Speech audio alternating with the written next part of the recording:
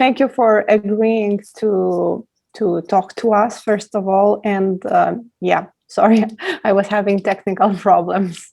No worries at all. No, thank you for reaching out. Yeah. So from what I understood, you are on the cusp of graduating, correct? Yeah, so I've got about 2 or 3 months, I guess, left. I'm still doing exams and all that. If you could tell us more about your profile before joining the Oxford Masters in Financial Economics or the MFE program. So I'm a British citizen. I was born here. I did my undergraduate at the University of Cambridge, and I studied economics. I did a few internships during those summers, and so I had a little bit of experience, but I had no continuous full-time experience. I applied to the MFE in my final year of my undergraduate degree in 2020. I was made an offer and I joined directly after graduating. Yeah. Yeah, so this is actually very interesting because I know that normally in the UK, you are not obliged to do a master's degree to join the job market. Basically, you can find opportunities with a bachelor's degree only, which is not the case in France. So what is the motivation behind pursuing a master's right after bachelor's? So I didn't have a full-time job offer as soon as I graduated in 2020. And so it's a bit of an insurance policy in the sense that if you do a master's, the first benefit of it is that you can do an internship after your third year in that summer. Whilst there are numerous companies which won't consider you for that summer of internship because you don't count as a penultimate year student. So that was one major highlight. And the second was that, it's also just like a nice experience to like visit Oxford, study here and all that. And so I just wanted that a little bit. But yeah, the biggest part was probably that it just gave me the extra opportunity of doing an internship and gave me a bit more time to find a job. Very, very interesting. I mean, as an international student, I've heard this myth. I don't know if it's true, that if you do Cambridge, you can't do Oxford, or if you do Oxford, you can't do Cambridge. But from what I see, it's actually possible. So probably it's not true. I think the myth comes from the fact that when you're applying for undergraduate degrees in the UK, you can't, so for your bachelor's, you can't apply to both Cambridge and Oxford. You can only pick one. But for a master's degree, you can apply to both, or you can apply from one to the other and so forth. It's just like your initial degree, you can't do a bachelor's in economics at Cambridge and a bachelor's in economics at Oxford at the same, like you can't apply to both at the same time. Yeah. Wow, very interesting, actually. I mean, many people dream about studying in Oxbridge, so that's super insightful. So right now, I would like to continue with my second question. So a hand-picked class of just 80 students and an average GMAT of 740 and about 95% of international students. That's what we read from the website. So the MFE is a very unique and competitive program to get into. I would like to know more about the peer group in the class, their typical backgrounds, and what makes the Oxford MFE so competitive. Sure. So that international number sounds right.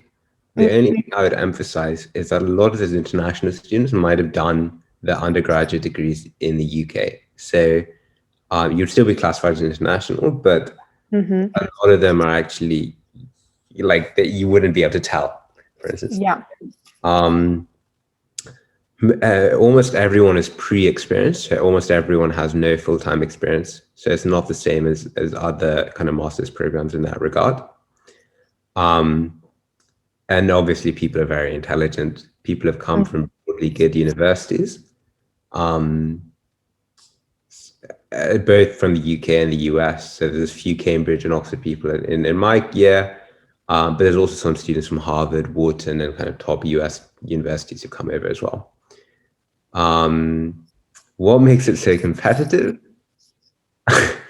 Well, there's a Yeah, it's a highly ranked program, and I think people like to get the Oxford experience, I guess. Yeah. But if we disregard, for example, I mean, from your observations from your observations of your class, how many are actually international? So I mean by international, really coming, for instance, from another country. For example, students who pursued their bachelor's degree, I don't know, in France or in Italy or elsewhere outside of the UK, basically. Sure. Still probably 70-80%. So it's still largely international. Wow. Yeah. And are the students all graduates of economics or business and administration, or what kind of backgrounds do they come from?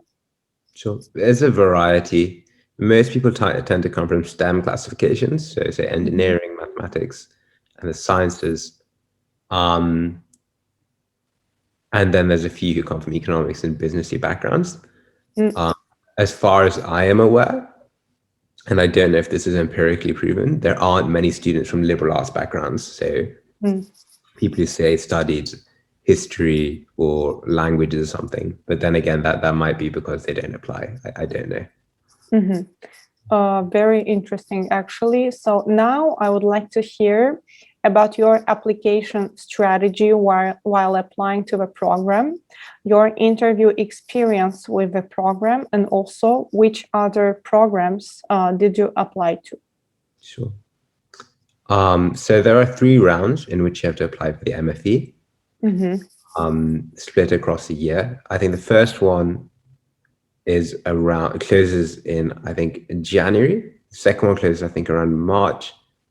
And third one closes, I guess, in June or something. You might want to check those dates. The first and second rounds are similarly competitive, and the third round is extremely competitive because most spots are filled up by then. And the other thing is that if you want to pick college, like you basically get assigned to a college after you apply. And so to have the best chance of getting the college you want, you really have to apply in the first round. I wasn't sure about whether or not I wanted to do a master's by the time the first round deadline came around, so I didn't apply in that. I did apply in the second round because this meant that my chance of getting in was still high. But the disadvantage was that it gave me a little bit less flexibility over which colleges were available for me. I'm a bit confused. If you could clarify, what do you mean by colleges? I mean, it's a program, it's a master's program, but what exactly do these colleges entail? Could you explain to an outsider? Yeah, sure. So Oxbridge has something called a collegiate system. You have the university, and then the university is split into 30 colleges. And college is like this old building, kind of like a very big house. And that's where you live. That's where your room will be. Okay. You'll have a library there. That's where your halls, that's where you'll get your food. And that's where all the pastoral support will be. So that's where I have a college nurse. I'll have a college tutor who kind of checks up on me, checks I'm doing okay mentally and so forth. And that's where a lot of my socialization happens as well. So parties, dinners, all that kind of tends to be organized within your college.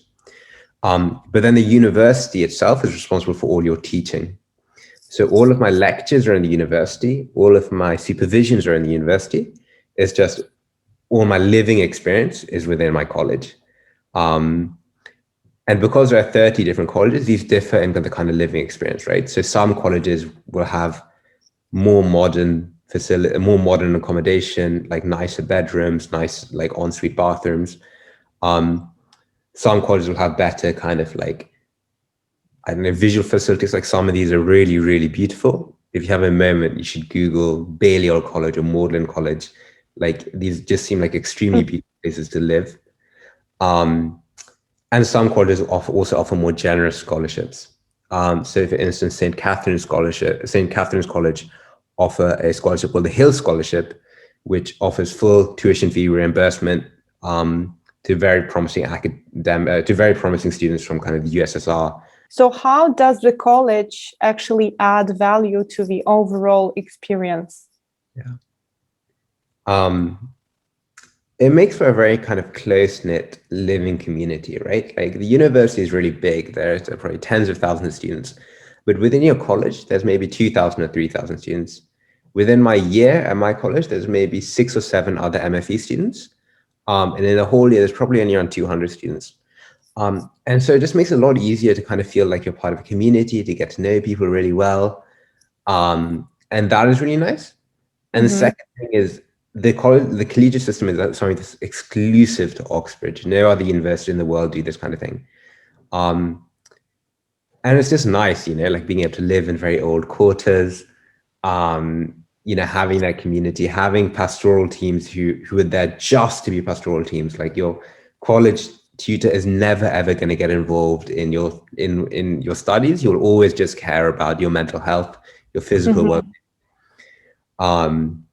And the third thing is these colleges are generally quite wealthy, and so that can mean a lot from kind of a financial support perspective. If you're struggling, they're there to help you, which helps you out a lot, I think, if that's something. Yeah. Okay, and just to understand, basically for the colleges, you need to submit applications separately, or is it them who select you? How does it work? So you'll apply to the MFE. Yes. MFE accept you. Then you'll have to say, I would like to go to XYZ college. So you get to say which college you want to go to. That college will get to read your application and will get to decide whether it wants you or not.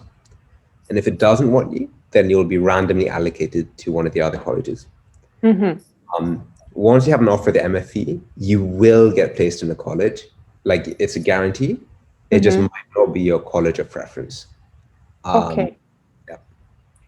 And from what I understood correctly, in the college, you basically interact with students from other faculties that are on campus. Yes. So you can make a lot of friends outside of your own cohort, which is really pleasant. So there are both undergrads and graduate students, correct? Most colleges have both undergrad and graduate. Some are graduate only, some are undergraduate only. Very, very interesting. So from what I understand, your experience was with graduate students. My college is graduate and undergraduate, so I get to know both, which is really lovely. Yeah. Well, it sounds very interesting, like Harry Potter.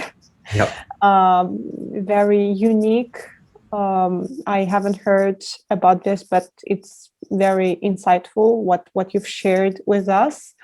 So let's go back to the question that I asked previously. And I wanted to know more about your interview experience, and more specifically, for example, what kind of questions did you get asked during the interview? Is the interview a compulsory part of the application process, or is it an optional one? Is it an in-person interview, or is it, for instance, like other schools have a Kira talent and AI-based interview? How does it work? So when you apply, you send your cover letter forward and you send your GMAT forward. And then there's a screening process, and you're split into 3 camps. The first camp is people who they're sure about. So these people won't be offered an interview, they'll just be given an offer. The second camp is your application is good, but there's a couple of things they want to figure out, and so they want to interview you. And the third camp is they don't need to interview you, and they don't want to take you because for whatever reason you just fallen short. So I didn't actually have an interview. I went the first of 3 camps, but I can tell you a little bit about the people who did. Generally, it would focus on the kind of area of competence that they're not sure about from your application. So this can be one of 2 things. The first is kind of English speaking skills. So as I mentioned, like not necessarily everyone has a kind of domestic background. And so it's very important to them that they figure out what your English speaking ability is and whether or not you're able to kind of pick up material, because the lecture is done in English and so forth. And so some people had interviews that were kind of almost like just conversations just to check, can this person understand English? Can this person respond well in English? Are they absorbing information? And the second kind of information, the second kind of competency is kind of your academic competencies. So say someone has one set of grades that are a little bit off, or maybe they have a non-conventional background. They just want to check your kind of your mathematics ability, or like whether you understand linear algebra, or whether there's something about finance that wasn't clear that you understood, but they just want to check up on. And so it kind of depends on what your application lacks, but it'll be either kind of language based, or it will be kind of finance / linear algebra / kind of like mathematics based. So like a technical interview. Yeah, potentially. Yeah. Wow. And then obviously, and so these are generally in person, although there is an option to do it over Zoom. I guess COVID, I don't know whether they're all Zoom now.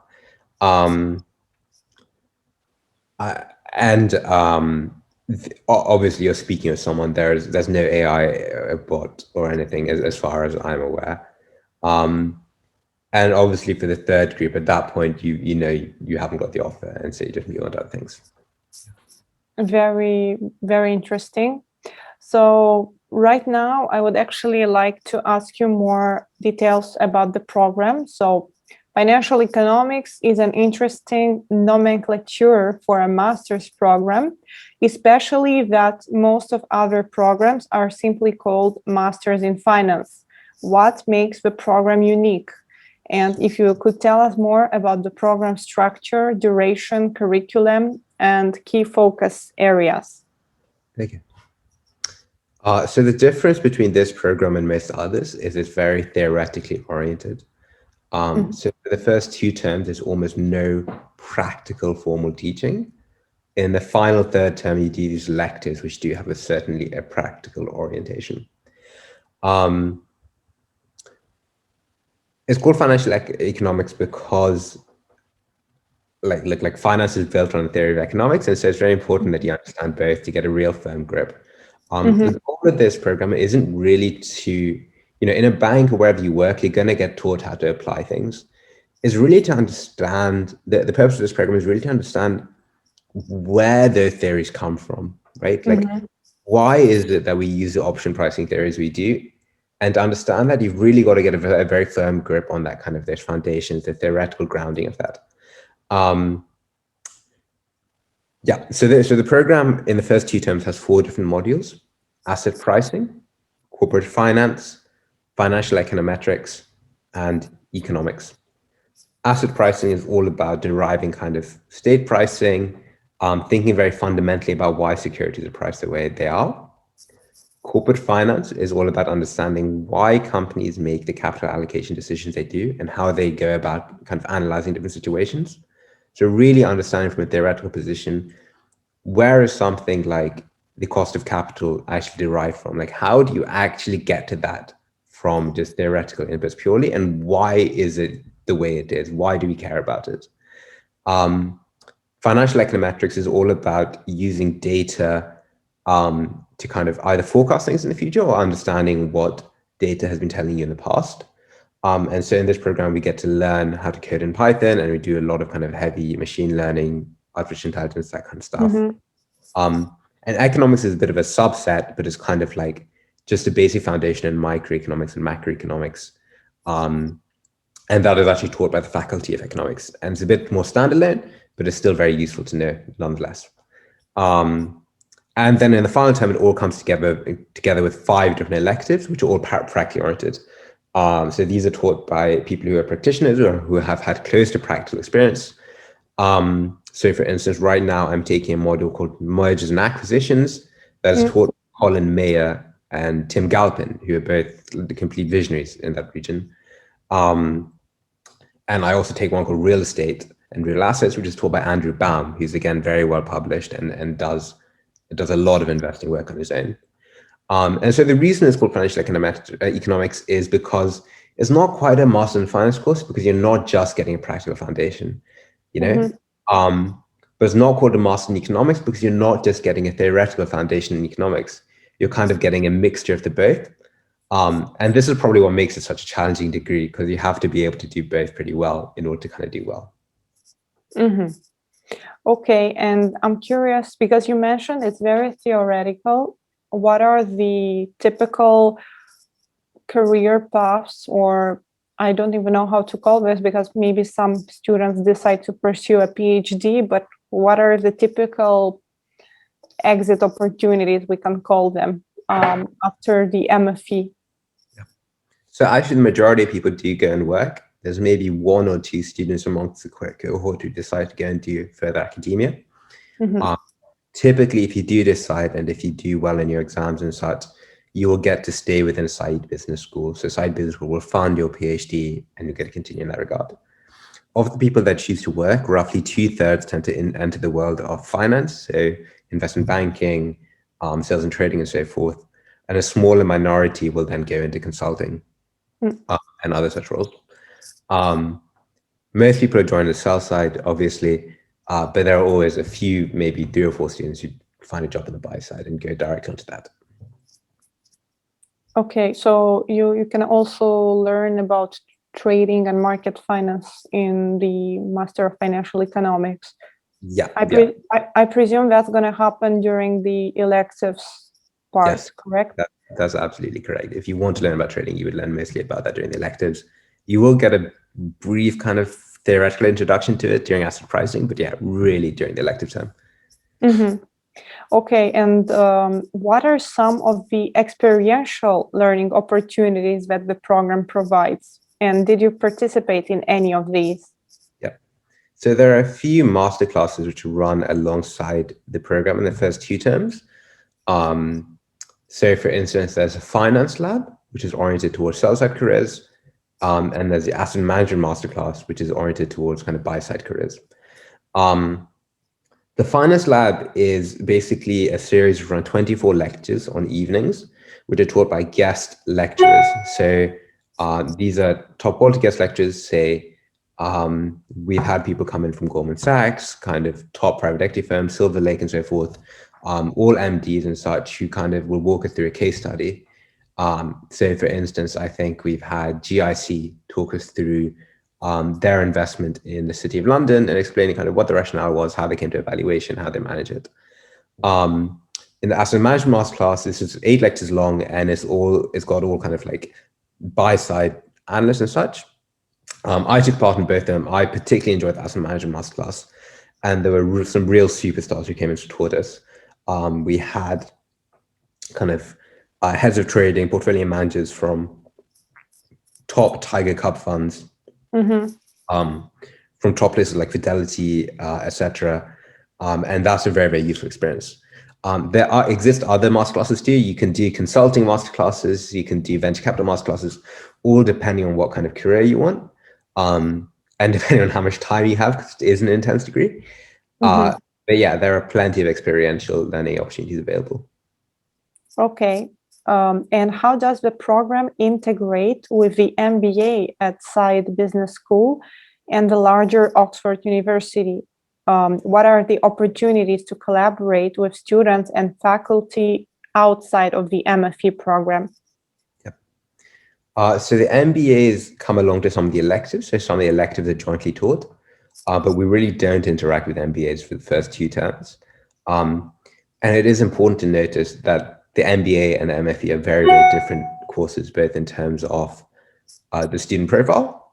MBAs are post-experience, and they have a different GMAT average and so on. And in terms of what they're taught, MBAs are far more practically oriented than our course would be. So we don't have a huge overlap, and we have some overlap during the electives, but not necessarily that much, because again, the modules offered can be a little bit different. With the wider Oxford community, it depends. So first of all, a lot of it depends on your college and how much effort you put in. But there are also opportunities to join various student societies, and you can meet a lot of people through those. So for instance, there's a there's an Oxford Union to which you get free membership, and that can be a great chance to kind of meet people who are interested in debates and in kind of hot topics. I'm part of the Oxford Alpha Fund, which is a community of undergraduate and graduate students who are really interested in investing. And there are also societies based around everything from, say, languages, cultures, kind of even sports. You can row, you can play football, you can go to kind of wine tasting events. And so really whatever your interests are, you will be able to find people outside your program who are interested in the same thing and do these communal activities with them. Yeah, sounds like a very diverse life on campus. Right now, I would actually like to ask you, because we previously spoke about the international students that are present in the program.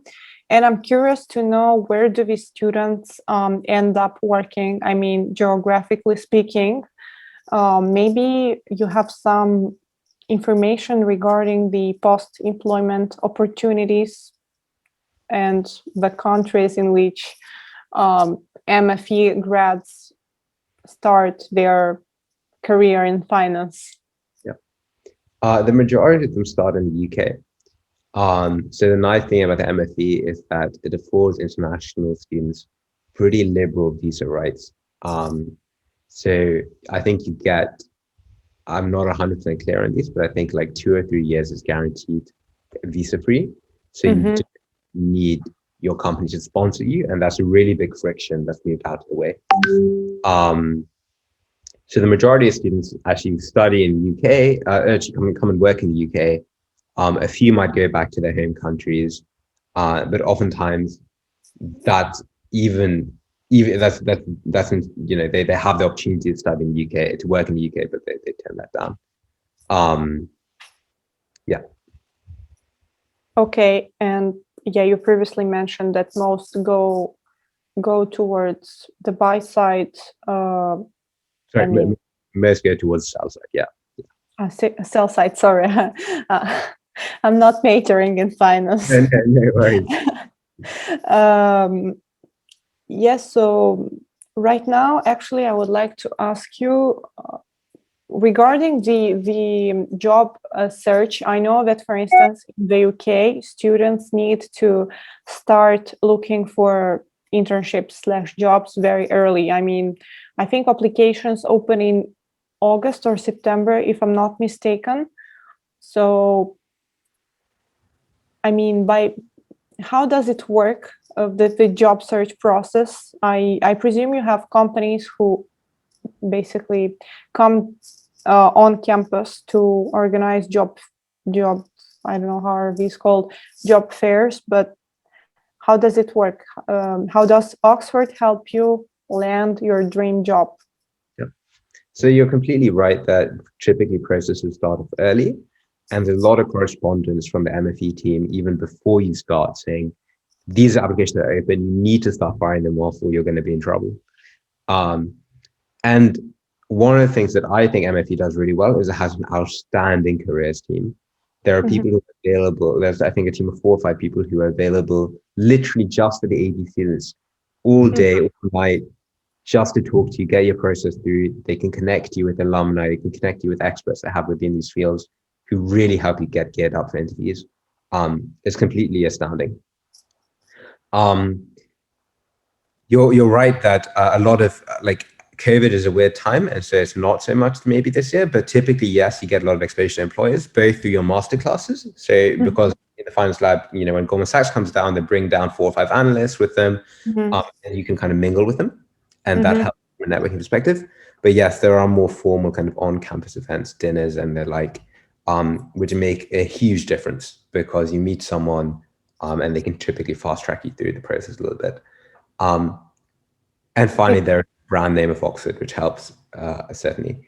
But yeah, recruiting does become a lot easier at Oxford. That's unquestionably true.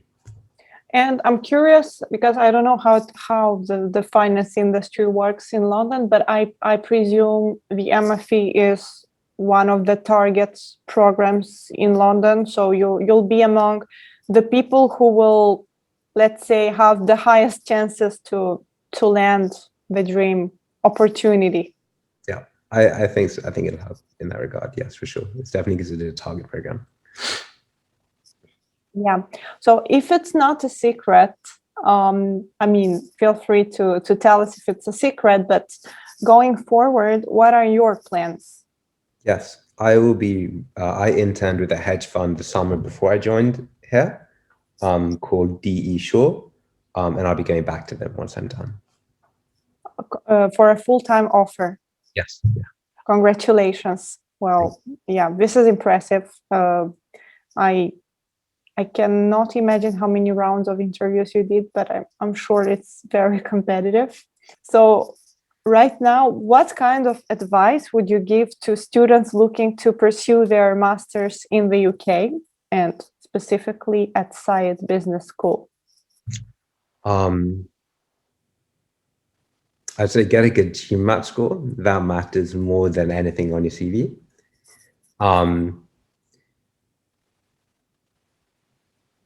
I'd say really understand what you want to do.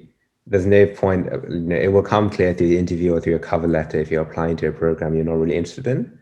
And you've got to figure that out for yourself.